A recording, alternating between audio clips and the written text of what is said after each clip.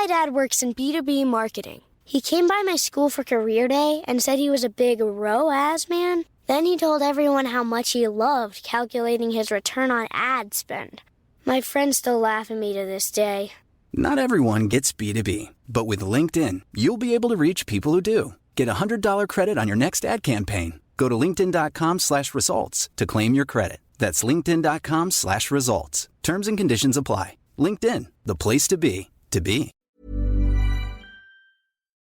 We acknowledge the traditional owners of country throughout Australia and recognise their continuing connection to land, waters and culture.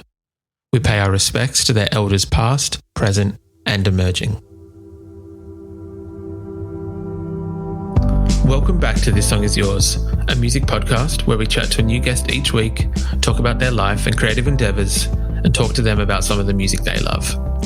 Our show works by chatting to a guest about music, but also getting them to make you a playlist of the songs they love. You can find the link to our playlist in the show notes. Once again, I'm your host Simon Fink, and this is episode 4. Our guest today is the incredible singer-songwriter Odette. She's about to release her second record, Herald, and today we talk about how she created the album, how mental health can affect her creative process, and we discuss a shared love of sad songs. Here we go.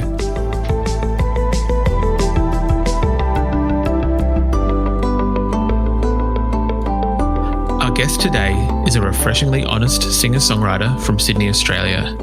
Her debut record, To a Stranger, was nominated for 2 ARIA Awards in 2018, and she's gearing up to release her second studio record, Herald, in February next year. Please welcome to This Song Is Yours, Odette.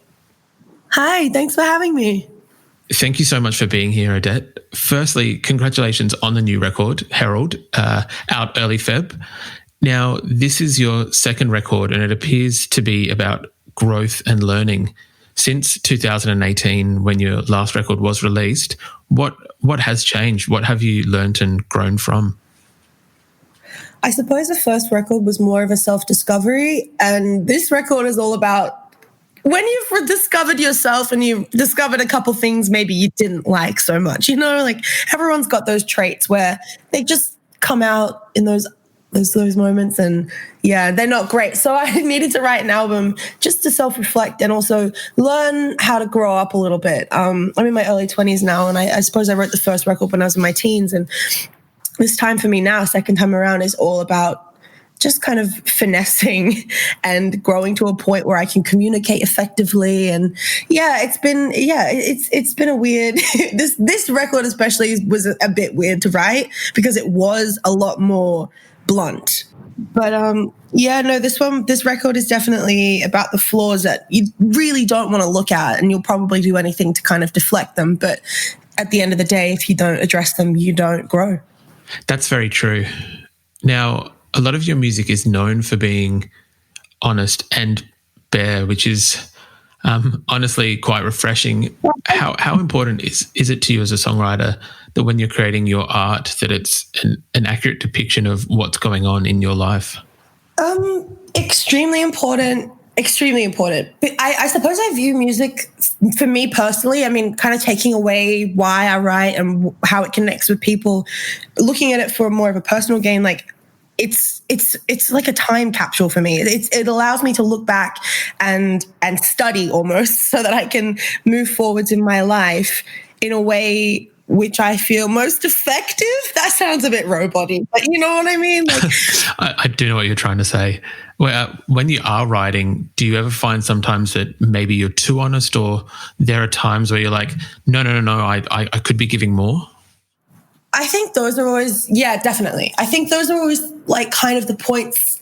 I think that's the point of writing for me. When I get uncomfortable, I know I'm onto something. So I have to push it as far as I can take it, and then maybe I'll get to the point. But, you know, oftentimes I won't ever get to a point. But yeah, music for me is just definitely about discovering those parts of myself that I really don't like and evolving them and growing them and learning to love them, you know? I don't know. It's just... No, I get that.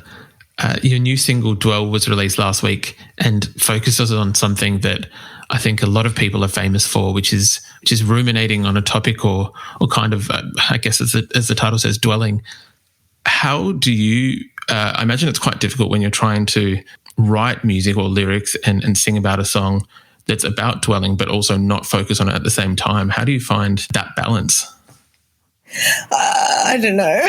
Genuinely, it's just the luck of the draw when it comes to those kinds of things. I think usually when I write a song like a dwell or anything kind of like very, very introspective, I have to almost dissociate a little and zone out and space out and kind of let it happen. Because if I think too much about writing it while it's happening, I don't get the raw, honest material. It usually becomes contrived, or it turns into a story that's taking inspiration from here and here rather than just pure, honest flow, stream of consciousness stuff. Do you find that you're your own biggest critic when you're trying to make it raw, or not make it raw, but have it as authentic as it can be? I think I'm my own biggest critic all the time, but yes, definitely. But at the same time, I do try not to think about it. And most of the time when I'm writing, I'm not thinking about what I'm writing because I feel like that takes away from the process. I feel like if I think too much, if I sit down and I structure it out, it becomes an essay rather than a diary. And I don't want to make my music that clinical. So I just sort of zone out, and then I have to kind of pick it apart afterwards and be like, well, what the hell was I trying to tell myself with this one? Like, Christ almighty. But yeah, I suppose it is, I don't really think too much about the writing. It's more so afterwards, the afterthoughts. I know that one of the themes you have running through the record is accountability. With your songs being so honest and bare, and I believe you've said yourself that you've made this record to hold yourself accountable. How important do you think it is for artists to be accountable within their own art or music, if that makes sense? I think I know what you mean. I can have a shot at answering. I think I know what you mean. You're asking like, how important is it for artists to be accountable within their music, or like be responsible, or to kind of align themselves with the truth of what they're singing about, I suppose. Yeah, perfect. Yeah. Yeah, I mean, that's honestly the point of music. I think at the moment we obviously live in a very kind of pop culture society, and I think that a lot of people will say oftentimes that kind of dilutes that message and responsibility and the honesty. And yeah, of course it can, but I think at the moment, we're kind of in a period where there are so many pop artists who are just pouring their hearts into their microphones from whatever bedroom they're sitting in. I mean, this is such a hard time. I think it's so important for artists to be as honest as possible, but also because, I mean, this industry is quite dangerous in a sense that you can create your own fantasy and you can market your own fantasy. And if you're creating a lie and then selling that lie to thousands and thousands of people globally, what message does that send to people? And more so, what message does that send to yourself? Like, if you are lying, or if you're creating an identity that opposes your own morals and opposes your own values and doesn't actually help you grow, I don't see the point. I don't know. That's me personally. So yeah, I think it's definitely super important for artists to write songs and release music that not only is them in the moment and talks about their real honest experiences, but guides them. Like, I think music is powerful in that sense that it can create a path for you and it can open up different doors for you. And yeah, I think the more honest you're being, the more it will benefit the individual, I suppose. Yeah, of course. I feel like over maybe the last 5 or so years, we've seen more artists, I guess, pull back the curtain and show you more of what's going on in their lives and be more accountable. They don't appear to be selling as many false narratives anymore, or whatever you want to call it. Do you think that could have happened 10 or 15 years ago?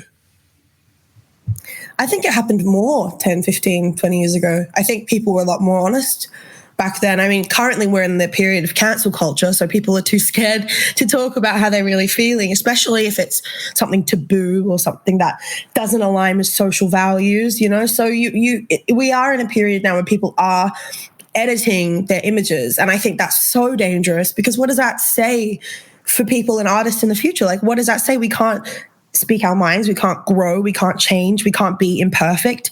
It stresses me out, because I find myself even in the studio sometimes writing these songs and going, it's not pretty enough, you know, like it's not beautiful enough. And I think that's the most dangerous thing that we're we as artists and musicians are facing now is this insane clinical beautification of our work. And it kills you. Like, it destroys people having to kind of beautify themselves like that. Yeah. Are you finding that when you're songwriting or creating that you're possibly looking at it not only from your own kind of judgment, but also, as you just said, I guess under a microscope of is there anything I have to be worried about in today's culture? I agree. I mean, like, sometimes I feel like I'm like my own mum. Like, I mum myself. I'm like, this is a bad influence, kid. But better get out of this situation. No, yeah, I think there's a huge risk. I mean, like I said, like, you can create whatever you want. And that's the beauty of creativity and music in this industry, is that you can create your own world. But within that, there's a lot of risks, because if you start fanning your ego, flaming your ego, you're just going to start writing music that doesn't align with yourself. And then you're going to start splitting apart because you're trying to become this beautiful product that, yeah, I don't know if that answers the question, but. No, it does. Now, for this upcoming second record, you worked again with Damien Taylor, who has previously worked with bands like Björk and Arcade Fire. What was the experience like working with him a second time round? Oh, man, the best. He's the best. We are very, very good friends. So whenever we get in the studio, I don't know, it's very thrilling working with Damien, because he was kind of one of the first people to realize that I had my own language around music. I obviously know musical terms. I studied it in high school, so I remember some basic things. But when it comes down to producing, which is has been a new world for me over the last couple of years, I don't know jack shit about anything. So I just have to make it up as I go along. So we'd be in the studio working on, like, even say Amends or kind of another couple of tracks from the album, and he'd just be like, well, what are you feeling? And I'd just go, I need something that's got the girth of a goose flying into a pond of tar. And he'd just be like, that's horrific, but I know what you mean. And then he would just create it and it would be perfect. So yeah, working with him is great, because it's like, I don't need a translator. He's like, I wish I could just like take him everywhere and he could just tell everyone what I'm trying to say. From what I read, you've said that he would push you to be a little bit more experimental and try different things. Now, when it comes to someone who has previously worked with Björk, did you find yourself trying to push those limits, or was it a thing of, he's heard weird before? Oh yeah, he is the wizard of weirdness. He's genuinely inspired me and motivated me so much to push my skill level. And, there would be times where I'd be like, even now as I'm saying, like, oh, I don't understand producing. Like, I sell myself short a lot. I've actually been working on producing and figuring out Logic over the last year. And that's very much due to him just saying, stop playing dumb. Everyone plays dumb in their life because they don't understand something and you don't want to admit that you don't know it, but you have potential and you can push yourself and you can learn it.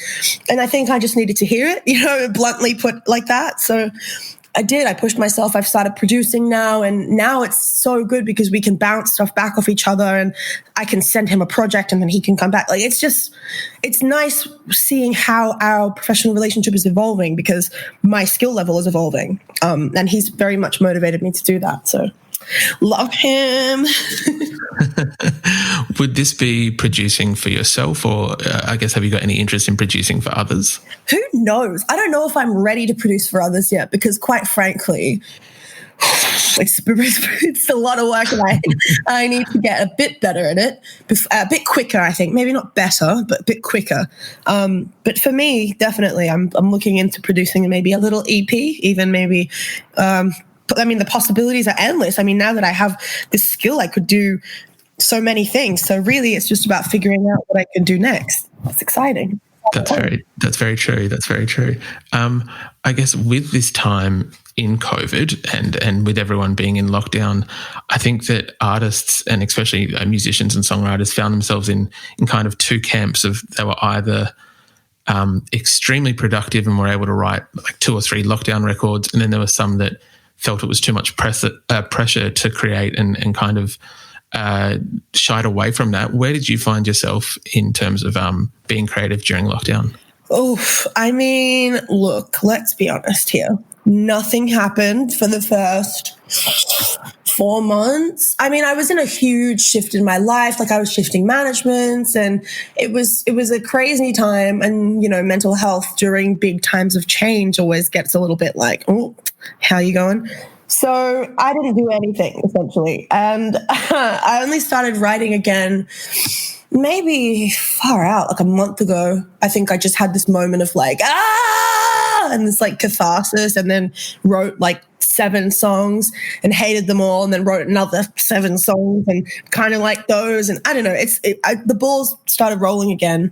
But when it comes to, I'm one of those people that shuts down during times of stress. I get quite introverted and quiet, and usually I'm really loud and chatty, and like I will not stop talking. So creative wise, it's kind of the same. I don't really do much when terrible things are happening, purely because, I don't know, it felt wrong. It felt wrong to be thinking about I know this sounds bad because everyone should, you know, put themselves first and put their health first. But when everything went down, I just kind of felt like, how could I sit at a piano and write about my emotions when there are so many horrible things happening right now? Like, I just needed to take a minute and process the world, you know? I don't know. Yeah, of course. I know that some people find the act of songwriting cathartic. Is it the same for yourself, or is it that at that point you thought, no, it feels not selfish, but like that there are other things going on? Yeah, it feels indulgent sometimes. Well, like, yeah. Oh, sorry, I just burped. Oh my gosh. I don't know. Honestly, I think writing for me is always just like a self-reflective thing. So sometimes I do feel like it can get a little indulgent, and I do feel like it can kind of teeter over the edge of ego-driven, I think. So I'm always kind of wary of when I write and how I write, purely because I don't want to sit down at a piano and fuel some kind of weird fantasy in my brain. I don't know. I can understand that. Just before lockdown happened, you were about to head out on tour. I think you maybe played 1 or 2 of the dates, possibly at WOMAD.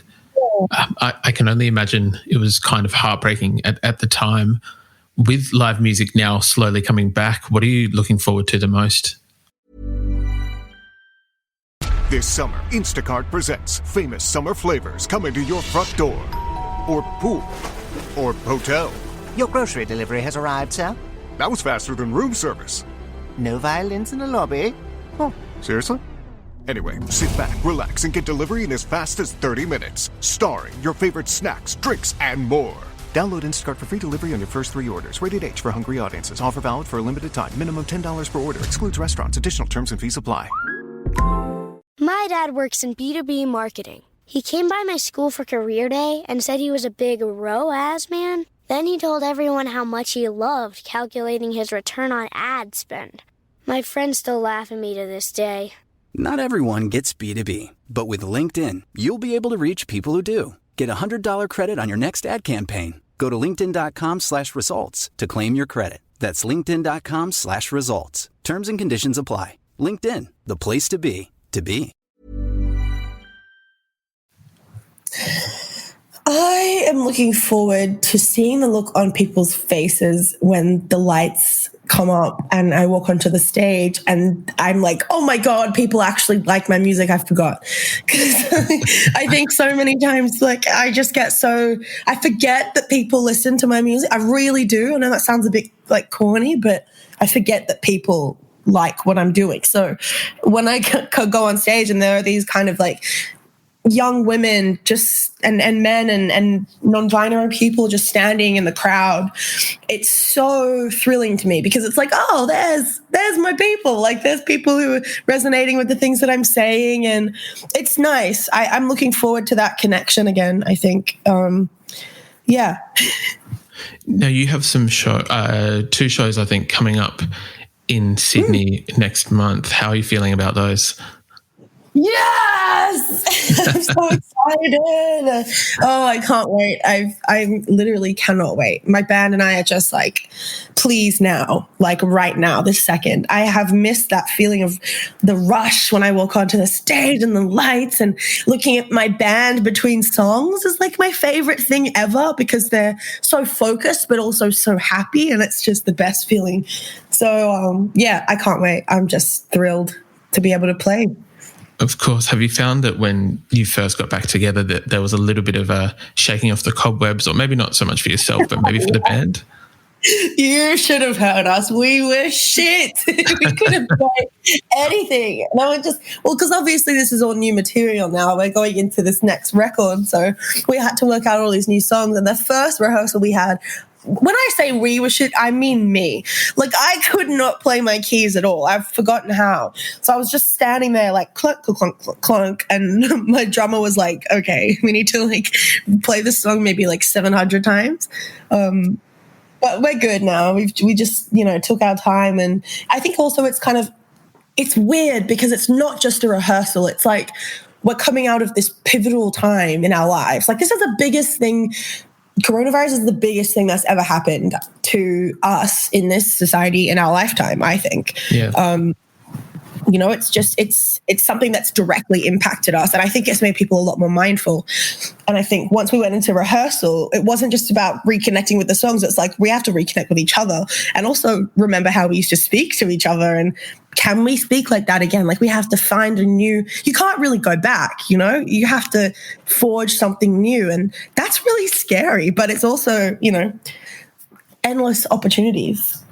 One of the silver linings, and obviously there's a lot of difficult things happening this year, one of the silver linings of COVID has been the ease in which artists now can work together and remotely. And as you said before, sending and producing tracks and sending them across to Damien. I know that previously you'd worked with Greta Ray, the new single with Hermitude, and I believe it was you played with the Rubens earlier this year. I did. Have you found it easier to collaborate with other artists during this time?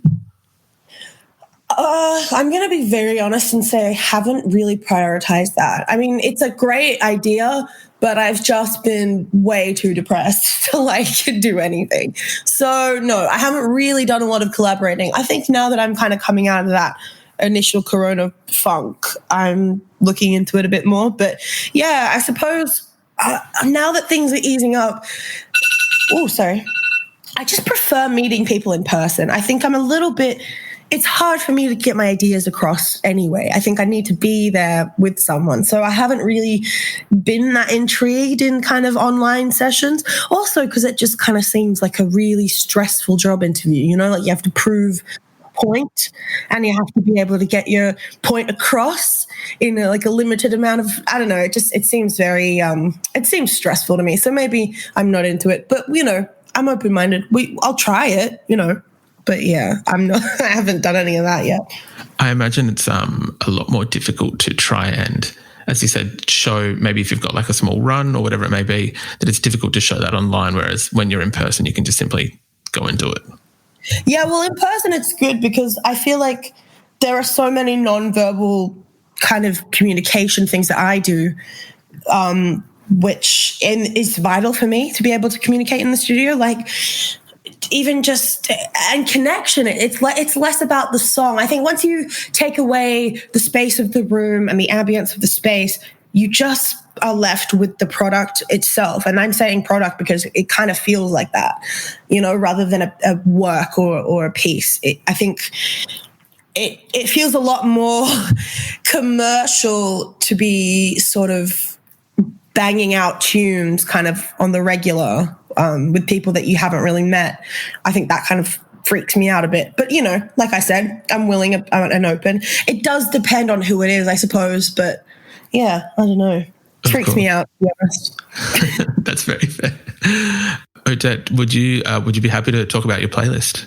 Oh, I would be happy to talk about my playlist.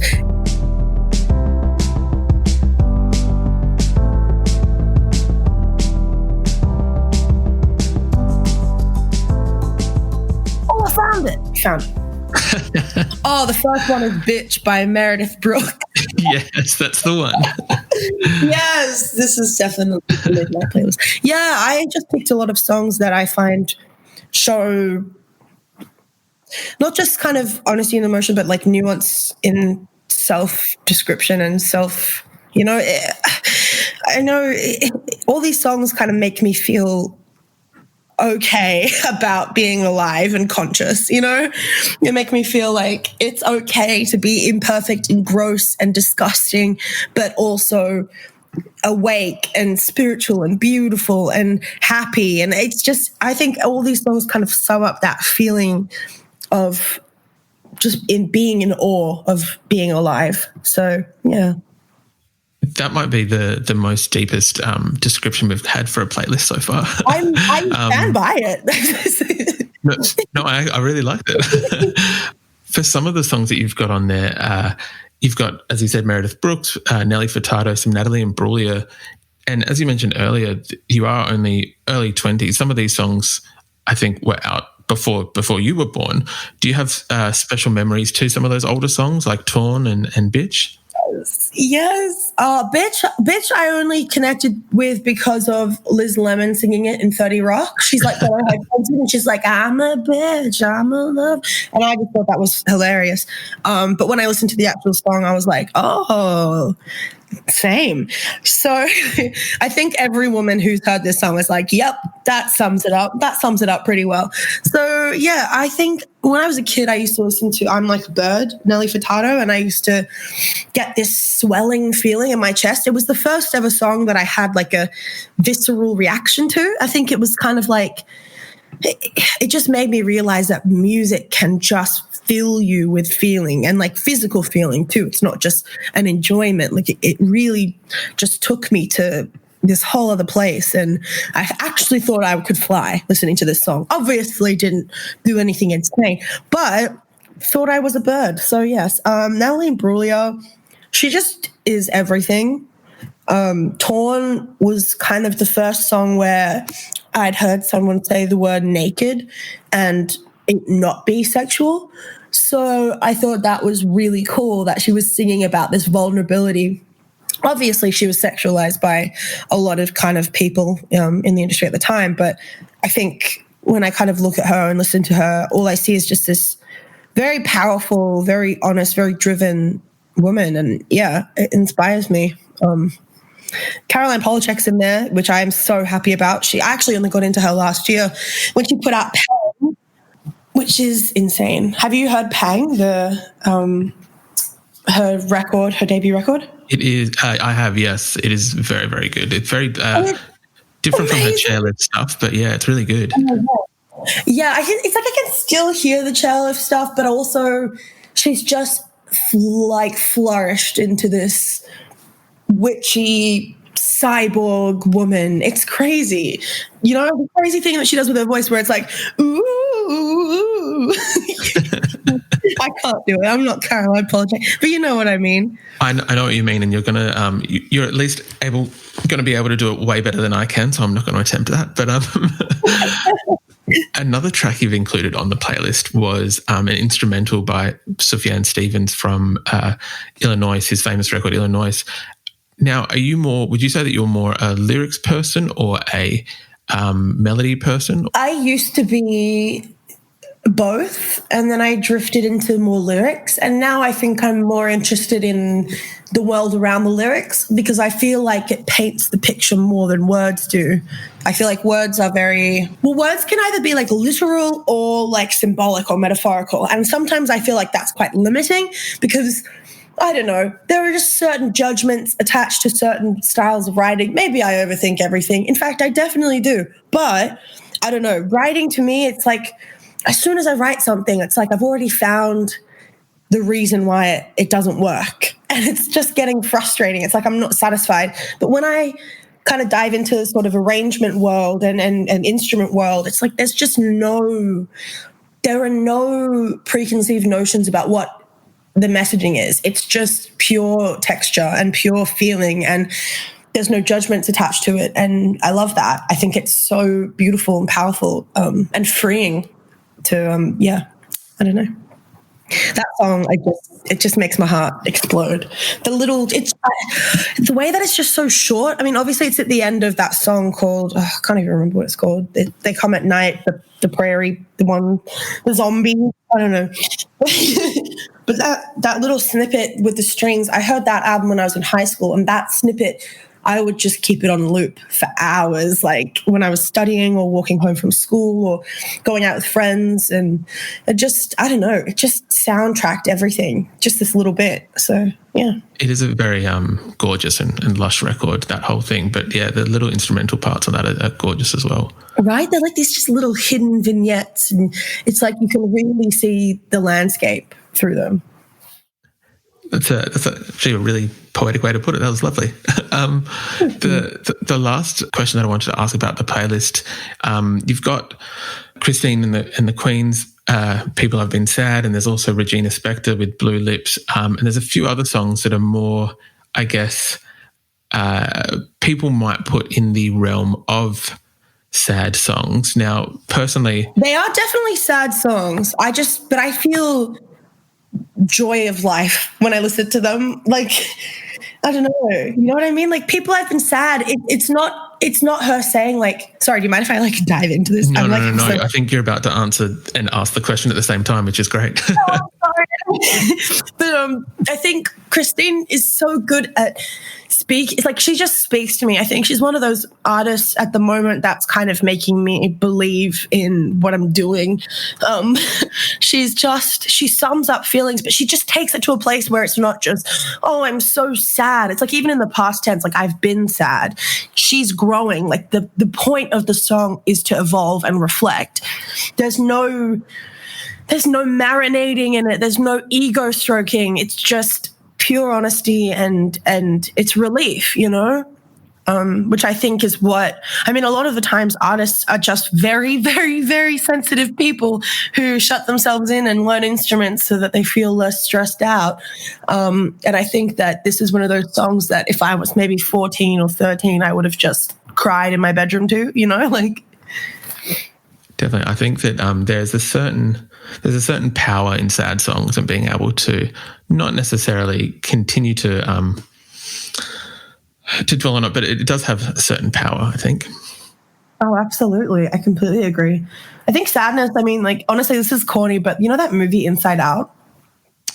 Yes. The Pixar one?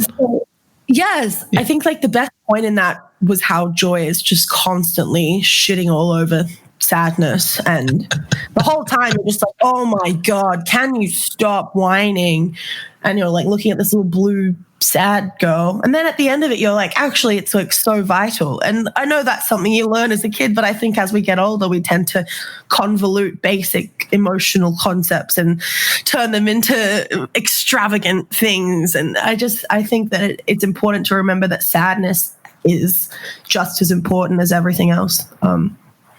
Yeah. And it doesn't have to be this weird cliche, like lying in bed and weeping and, or like it can be, but it doesn't, you know, it doesn't have to be. Like, some people feel sadness without even crying, you know, and I think songs like that, like Christine's song, gives people an opportunity to feel it specific to them instead of like a hallmark kind of way. Yeah, definitely. It's not, I think that, sadness can be, it's looked upon as black and white when really it's a whole spectrum of grey, which people experience it differently and should be like looked at as such.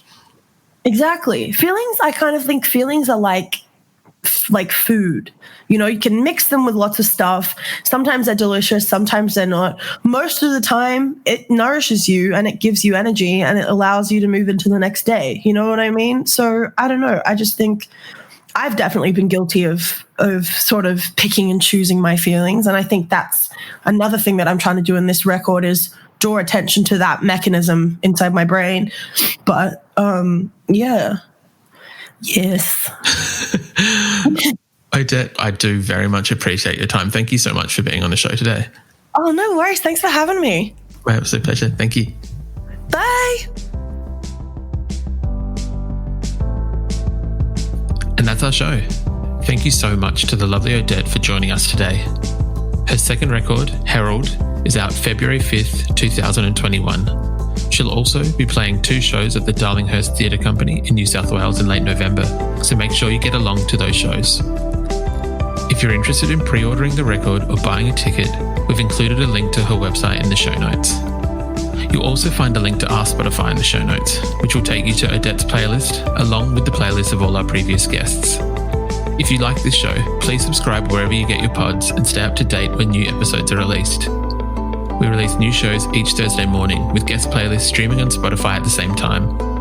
You can follow the playlist profile on Spotify. You can follow us on Instagram and Facebook. Until next week, cheers.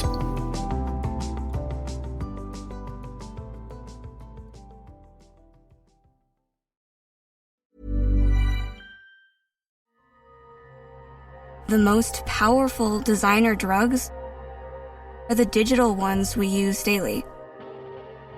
And we get high off them. One touch, tap, like, scroll at a time. You know, just like tech creators want us to. Use digital without digital using you. Learn more at sync.ithra.com.